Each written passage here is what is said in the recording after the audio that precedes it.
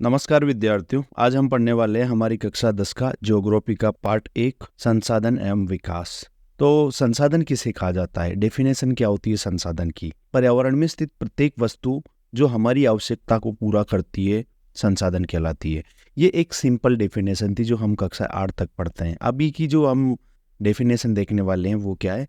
पर्यावरण में स्थित प्रत्येक वस्तु जो हमारी आवश्यकता को पूरा करती है, लेकिन बशर्ते। लेकिन अब इसमें कुछ हमने क्लोज जोड़ दिए, जिसको बनाने के लिए हमारे पास प्रौद्योगिकी हो। देखो, कोई भी वस्तु अगर उसको बनाने के लिए हमारे पास प्रौद्योगिकी नहीं है तो वो हमारे लिए क्या नहीं हो सकती? रिसोर्सेज नहीं हो सकती। तो उसको बनाने के लिए हमारे पास प्रौद्योगिकी होना चाहिए। आर्थिक रूप से वो संभाव्य होना चाहिए। ऐसा नहीं है कि उसको निकालने के लिए हमें बहुत सारे पैसे खर्च करने पड़े।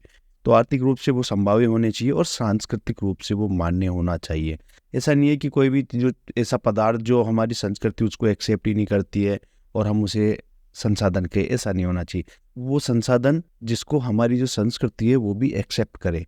तो ये तीनों चीज़ें याद रखना आप लोग। प्रौद्योगिकी अपने पास होना चाहिए, आर्थिक रूप से संभाव्य होना चाहिए और सांस्कृतिक रूप से वो मान्य होना चाहिए। ये तीनों चीज़ें याद रखना आप। ठीक है, अब देखेंगे अपन क्लासिफिकेशन ऑफ रिसोर्सेज या संसाधनों का वर्गीकरण। तो उत्पत्ति के आधार पे, समापेक्षता के आधार पे, स्वामित्व के आधार पे और विकास के आधार पर जो रिसोर्सेज है या जो संसाधन है उनको किस तरीके से बांटा गया है।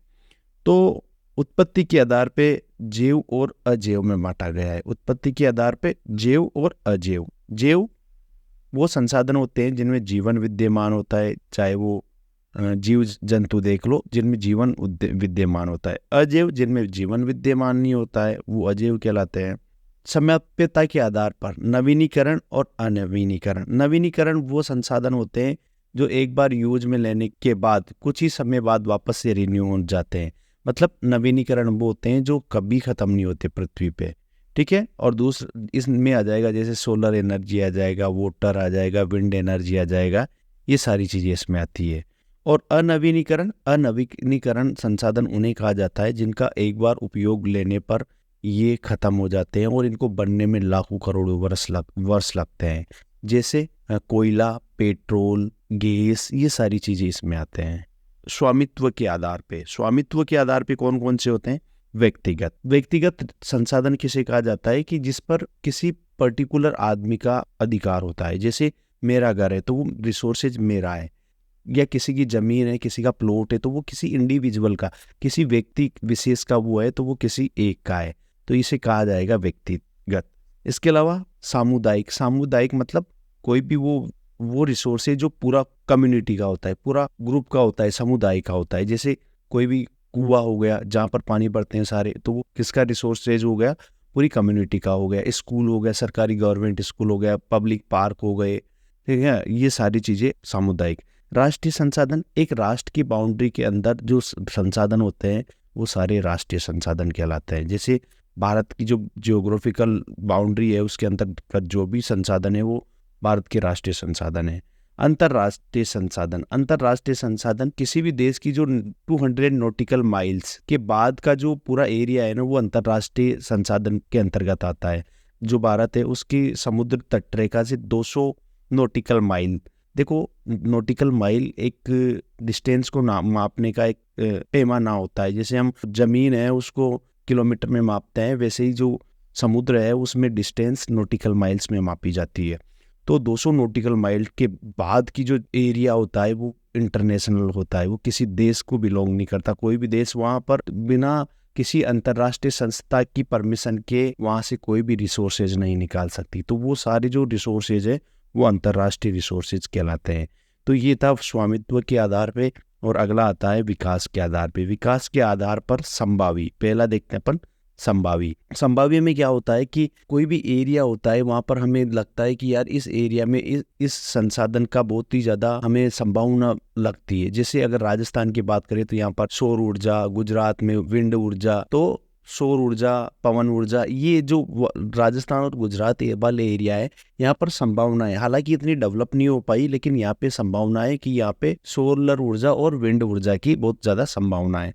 इसके अलावा विकसित में क्या आएगा? विकसित का मतलब होता है कि वो रिसोर्स है जिसने को क्वांटिटी और क्वालिटी दोनों पता है, क्वांटिटी भी पता है और क्वालिटी भी उनकी पता है, ठीक है, कि कितना है और किस तरीके का इसका क्वालिटी है। अगला है भंडार। भंडार क्या होता है? भंडार का मतलब होता है कि अपने पास रिसोर्स है लेकिन अभी उस रिसोर्स को यूज करने की टेक्नोलॉजी हमारे पास नहीं है।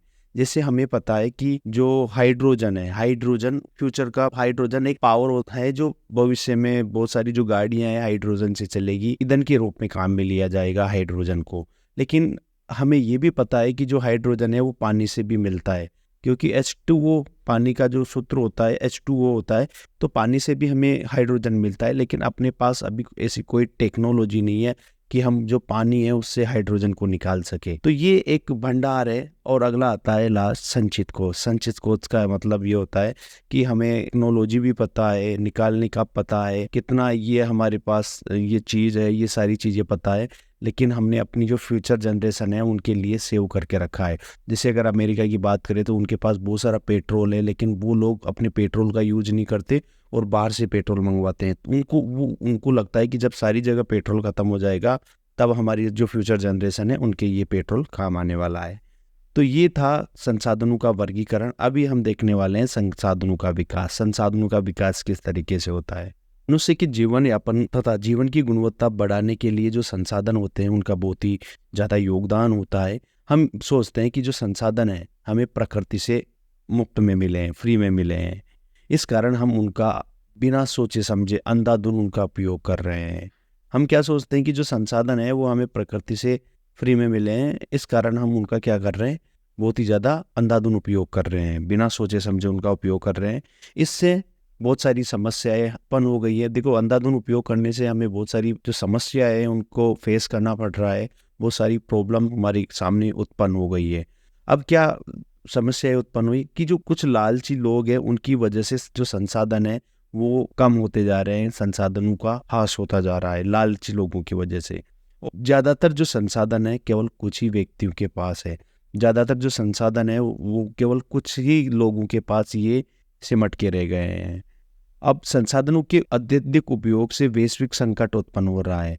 देखो, संसाधन के अति दोहन से जो पूरा विश्व है उसमें वैश्विक संकट उत्पन्न हो रहा है, जैसे भूमंडल तपन, ओजोन परत क्षरण, पर्यावरण प्रदूषण, भूमि निम्नीकरण, ये सारी चीज़ें हो रही है। ओजोन जो परत है वो उसका क्षरण हो रहा है, वो धीरे धीरे कम हो रही है। जो पृथ्वी है बहुत तेजी से गर्म हो रही है, इससे जो ग्लेशियर का पानी है वो पिघल रहा है।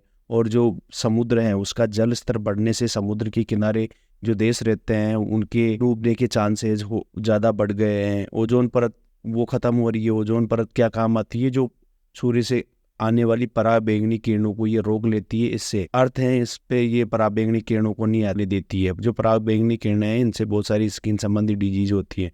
इस तरीके से ये हमारी सहायता करती है। तो इस तरीके से जो संसाधन है इनका ह्रास हो रहा है। अब हमें देखना पड़ेगा सतत पोषणीय विकास। सतत पोषणीय विकास क्या होता है? सतत पोषणीय विकास किसे कहा जाता है? तो पर्यावरण को बिना नुकसान पहुंचाए विकास करना, साथ ही आने वाली जो पीढ़ियों हैं उनके लिए भी जो संसाधन है वो बच सके, तो उसे कहते हैं हम सतत पोषणीय विकास। मतलब हमें पर्यावरण का उपयोग इस तरीके से करना है या संसाधनों का उपयोग इस तरीके से करना है कि जो पर्यावरण है उसको नुकसान ना हो और आने वाली हमारी जो पीढ़ी है उनके लिए भी संसाधन बच सके। अब देखते हैं अपन रियो डी जेनेरियो पृथ्वी सम्मेलन 1992। तो रियो डी जेनेरियो का जो पृथ्वी सम्मेलन हुआ था 1992 में हुआ था। अगर आपसे पूछा जाए कि प्रथम पृथ्वी सम्मेलन कब हुआ था तो 1992 में हुआ था। कहाँ हुआ था? रियो डी जेनेरियो, जो कहाँ पे? ब्राज़ील में है। ठीक है, तो प्रथम पृथ्वी सम्मेलन ब्राज़ील के रियो डी जेनेरियो शहर में हुआ था जून 1992 में। विश्व में पर्यावरण संरक्षण और सामाजिक आर्थिक विकास की समस्याओं के समाधान के लिए ये समिट किया गया था, ये सम्मेलन किया गया था। और इसमें एजेंडा 21 स्वीकृत किया गया। और इसमें इस जो सम्मेलन है इसका आउटकम क्या निकला? एजेंडा 21। मतलब जो 21वीं सदी है उसके लिए हमारा क्या एजेंडा रहना चाहिए, इस कारण इसे एजेंडा 21 कहा गया। अब इसमें क्या था? एजेंडा 21 में क्या था? देखो, ये UNCED के तत्वाधान में प्रथम पृथ्वी सम्मेलन जो था उसमें स्वीकृत किया गया था। एजेंडा 21 किसमें स्वीकृत किया गया था? UN CED मतलब संयुक्त राष्ट्र पर्यावरण और विकास सम्मेलन के तत्वाधान में जो प्रथम पृथ्वी सम्मेलन हुआ था उसमें स्वीकृत किया गया था। इसका उद्देश्य क्या था? इसका उद्देश्य था जो पर्यावरण की क्षति हो रही है उसको रोकना, गरीबी और रोगों से निपटारा करना, स्थानीय निकायों द्वारा अपना अपना एजेंडा 21 लागू करना, मतलब जो लोकल गवर्नमेंट है उसके द्वारा भी अपना अपना जो एजेंडा 21 है वो तैयार करना है। अब अपन देखेंगे संसाधन नियोजन। देखो संसाधन नियोजन क्या होता है और इसकी ज़रूरत हमें क्यों पड़ती है संसाधन नियोजन की। देखो भारत जैसे जो देश है, भारत जैसे देश में संसाधनों का नियोजन बहुत आवश्यक है। क्यों आवश्यक है? क्योंकि यहाँ पर जो संसाधन है उनमें बहुत ही ज़्यादा विविधता पाई जाती है। मतलब ऐसा नहीं है कि सारे संसाधन एक जगह है, मतलब अलग अलग जगह पर अलग अलग संसाधन पाए जाते हैं। जैसे राजस्थान में एनर्जी रिसोर्सेज हो सकते हैं, जैसे सोलर एनर्जी की संभावना है, लेकिन यहाँ पर पानी की कमी है। ठीक है, तो बहुत सारे एरिया जैसे हैं जहाँ पर अलग अलग टाइप के रिसोर्सेज पाए जाते हैं। इसलिए हमें जो रिसोर्स प्लानिंग है या संसाधन नियोजन है वो बहुत ही ज़्यादा ज़रूरी हो गया है हमारे लिए। भारत जैसे देशों में संसाधनों का नियोजन बहुत आवश्यक है क्योंकि यहाँ पर संसाधनों में बहुत ही ज़्यादा विविधता पाई जाती है। कुछ जगह पर कम पाए जाते हैं, कुछ जगह पे ज़्यादा संसाधन पाए जाते हैं। जैसे झारखंड, मध्य प्रदेश और छत्तीसगढ़ में खनिजों और कोयलों के प्रचुर भंडार हैं। ठीक है, झारखंड, मध्य प्रदेश और छत्तीसगढ़ में तो खनिज और जो कोयले हैं उनके बहुत ही ज़्यादा भंडार हैं।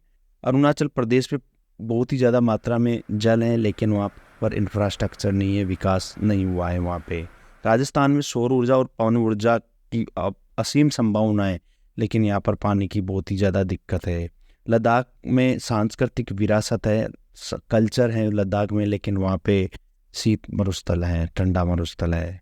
तो हमें बहुत ही आवश्यक हो गया है कि संसाधनों का नियोजन या प्लानिंग करना है। तो भारत में किस तरीके से संसाधन नियोजन किया गया या संसाधनों की प्लानिंग की गई? तो इसके निम्नलिखित चरण या सोपान थे। कौन कौन से चरण या सोपान थे? देश के अलग अलग राज्यों में स्थित संसाधनों की हमें सबसे पहले उनकी पहचान करना है। राज्य में कौन से संसाधन पाए जाते हैं उनकी पहचान करना है, उनकी एक सूची बनाना है, और फिर क्षेत्रीय सर्वेक्षण मानचित्र बनाना है। संसाधनों का गुणात्मक एवं मात्रात्मक अनुमान लगाना है, वो उनका मापन करना है। ये सारी चीज़ें करनी है। संसाधन विकास की योजना लागू करने हेतु टेक्नोलॉजी, कौशल और संस्थागत नियोजन तैयार करना है। संसाधन विकास योजना और राष्ट्रीय विकास योजना में समन्वय स्थापित करना है। संसाधनों की जो विकास योजना है और जो राष्ट्रीय विकास योजना है उनमें आपस में हमें क्या करना है? समन्वय स्थापित करना है।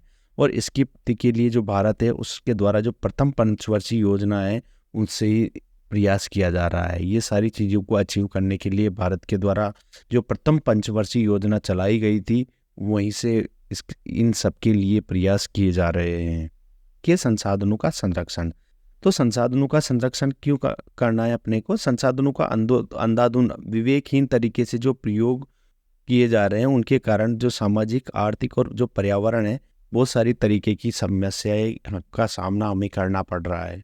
गांधी जी ने भी एक बार कहा था कि हमारे पास हर व्यक्ति की आवश्यकता को पूरा करने के लिए बहुत कुछ है, लेकिन जो लालची लोग हैं उनकी लालच को ख़त्म करने के लिए हमारे पास कुछ नहीं है।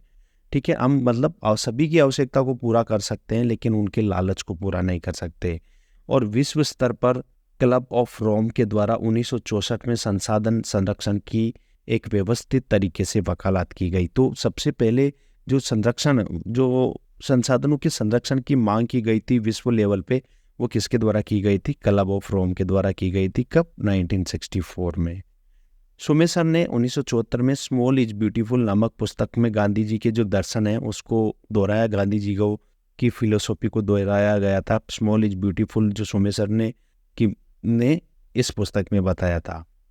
1987 में ब्रुटलैंड